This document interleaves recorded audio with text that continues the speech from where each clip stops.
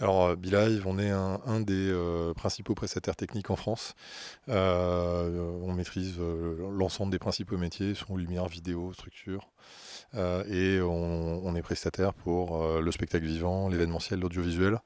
Et à côté de ça, on est aussi un des acteurs du monde de l'intégration, dans des salles de spectacle, dans des salles de conférences, des palais des congrès, des écoles, etc. etc. On compte en tout dans le groupe 270 salariés en fixe, répartis sur deux pôles, un pôle spectacle événementiel audiovisuel dont je viens de parler et un pôle cinéma. Et donc dans le pôle spectacle événementiel audiovisuel, on est à peu près 120 personnes. L'idée ce produit qui a été récompensé 3 fois, je suis un peu ému. Elle est venue d'une longue histoire en fait, d'une longue histoire de collaboration avec un designer lumière et les artistes avec lesquels il travaille, et de l'idée que on pouvait apporter plus que des solutions classiques qu'on trouve sur le marché pour faire du sur-mesure pour nos clients. De ces échanges ont germé une idée artistique.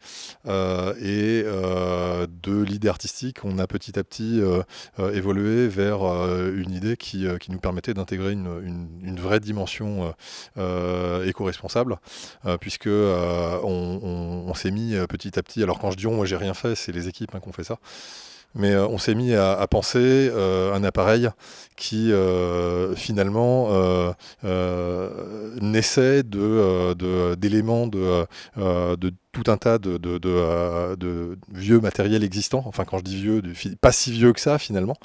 Mais l'idée, c'était qu'on pouvait, à partir de matériel ancien, refaire quelque chose de nouveau, redonner vie à des éléments et des composants qui finalement existaient, étaient autour de nous et étaient destinés finalement à être jetés si on n'avait pas valorisé tout ça. Et on s'est lancé dans ce pari un peu fou, pas tout seul, puisqu'on a eu la confiance des artistes, du designer, d'une prod. C'est un projet qui a mis facilement 1 an et demi à germer avant de finalement se valider et de rentrer dans une phase de production. Donc 1 an et demi de réflexion, de développement, de prototypage, de test, de doute, de questionnement sur notre capacité à faire. On est, comme je le disais tout à l'heure, on est en rupture totale avec ce qu'on fait habituellement, puisque nous, si je schématise un peu, habituellement on achète du matériel et on le met à disposition de nos clients. Là, on va bien plus loin, puisqu'on a conçu, pensé, designé, testé, prototypé, fabriqué un matériel qui accompagne une des plus grosses tournées françaises du moment. On l'a construit, on a fabriqué 2 kits. Et là encore, on est dans l'idée d'éco-responsabilité, puisque ça nous permet d'éviter de trimballer le matériel de la plaque européenne à la plaque américaine. Donc on est vraiment dans cette idée alors pas de recyclage comme on l'a dit tout à l'heure, mais de réemploi, d'éco-responsabilité. Ça mobilise tout un tas de gens dans l'entreprise. Je pense qu'ils vont être fiers de ce qu'ils ont fait, ils peuvent l'être. C'est comme je le disais au jury tout à l'heure, recevoir ces prix, c'est une formidable récompense, et c'est aussi un encouragement incroyable aux équipes, quoi. Donc j'ai beaucoup parlé, Nicolas. Est-ce que tu veux rajouter quelque chose? Est-ce que j'ai oublié quelque chose d'important? C'est un projet qui a été mené à terme assez rapidement. On en parlait depuis très longtemps, mais finalement le feu vert est arrivé assez tard. On a fait ça en, je crois, l'espace de 6 mois avant la première résidence. Et quand on a lancé le truc, on n'y croyait pas du tout. Et je crois que moi, je retiens, c'est surtout ça que je retiens.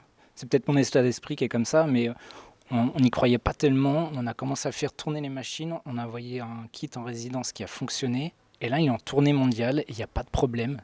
Et le rendu est magnifique. Et je suis assez fier de ça. Ouais. Et surtout, moi, je suis là tout seul. Mais j'étais pas tout seul. Pas du tout. Il faut vraiment qu'on n'oublie pas Seb Sako qui a entièrement dessiné la machine. On a du monde derrière pour monter et trouver les solutions. Mais voilà, il ne faut pas oublier ces gens-là non plus. On s'y est C'est vrai tous qu'il avait mis. un design assez unique. Hein. Ouais, ouais, C'est comme je disais tout à l'heure, bon, Eric veut pas parler de recyclage, mais vraiment, on a fait quelque chose de neuf avec ce qu'on a trouvé par terre. Et c'était vraiment une recherche de solutions. C'était intéressant de chercher à savoir comment faire. Et on a réussi, on a su faire, et ça fonctionne. Et ouais, je sais pas ce que je peux rajouter. En fait, c'est pas que je veux pas parler de recyclage, c'est que j'ai appris tout à l'heure que c'était plus que ça, c'est du réemploi en fait. Mais bon, j'apprends un peu, mais en tout cas, ça montre qu'on n'est pas des professionnels des sujets de RSE, mais que c'est profondément ancré dans les valeurs qu'on veut porter. Comme le dit Nico, on est deux là, mais il y a tout un tas de gens. Enfin, moi, je suis probablement celui qui a le moins œuvré pour tout ça. Moi, j'ai validé une décision, quoi. Mais effectivement, moi, si je prends Seb, lui, il a cru tout de suite qu'on était capable de faire ça. Euh, et ça montre aussi qu'il faut croire Enfin, l'expression est un peu galvaudée, mais il faut croire en nos rêves, il faut croire qu'on est capable de faire plein de choses. Il ne faut pas avoir peur des ruptures. Effectivement, on est des gens qui ont l'habitude d'acheter beaucoup de matériel tous les ans. Du matériel qui a une durée de vie. Alors pas technique, parce que souvent le matériel, on arrête de s'en servir alors qu'il fonctionne encore en fait. Et ça, c'est quelque chose qui interpelle. Qui dérange. Et c'est vrai que quand on voit aujourd'hui le résultat du travail qu'ont fait les équipes sur scène, c'est exceptionnel. Le rendu est incroyable. Donc on a réussi à servir un propos artistique en réutilisant des choses qui existaient et qu'on aurait dû jeter si on l'avait pas fait. Donc c'est vraiment, moi je trouve que c'est une vraie réussite. Et si on parle d'éco-responsabilité, je pense qu'en effet, on est dans l'action. On n'est pas dans de la déclaration. On n'est pas, c'est pas un label, c'est une réalité qu'on vit, quoi. Et là, l'idée, c'est on n'était pas du tout préparé à recevoir tous ces awards, donc on est venu sans notre machine. Donc on va essayer de voir si on trouve un endroit au moins pour la montrer demain.